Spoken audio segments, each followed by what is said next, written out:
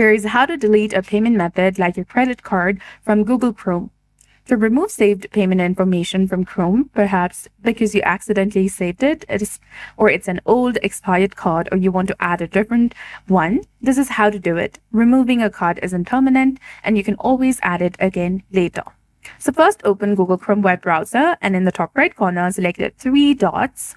After that, select Settings from the bottom. In the Settings menu on the left, find and click on Autofill and Password, which is between you and Google, and Privacy and Security. Then click on Payment Methods.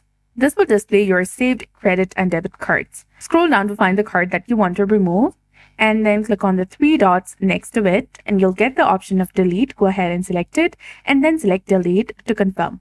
The card will be removed from Google Wallet and will no longer appear in your Chrome payment methods. You can repeat these steps for any other cards you wish to remove.